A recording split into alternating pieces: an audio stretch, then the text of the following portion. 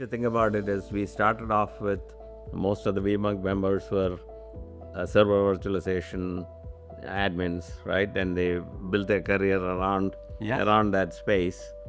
And if you think about vSphere, it was really something that IT's valued, meaning bring it in, I can consolidate, right? It helps me manage non-disruptive operations, all of that. It's mostly IT focused. It's a data center center solution, and the IT people saw a lot of value in it, and indirectly it helped the others.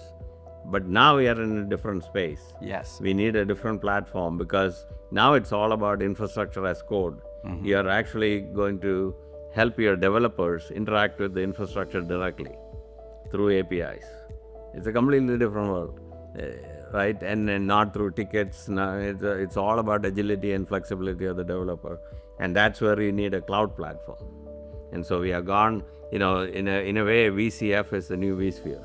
I agree. And that excitement around vSphere, and you mentioned vMotion and all those cool things that were happening, the members are feeling that excitement now with VCF, especially as new technology keeps getting introduced. And they're like, oh, wow, we can do that now. Yeah. And again, sometimes it's things they didn't even know they needed to do. Yeah, but, exactly. With memory pricing the way it is and GPUs that are hard to get, the solutions that VCF can bring to drive down total cost of IT. Yes.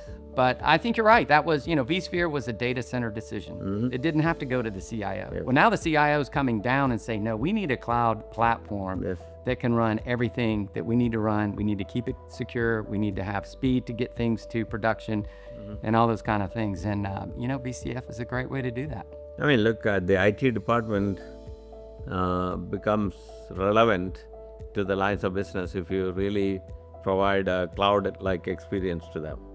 If you are still in the old ticketing and, we'll take care of it in 6 weeks or whatever, people don't wait. They'll just go to the public cloud.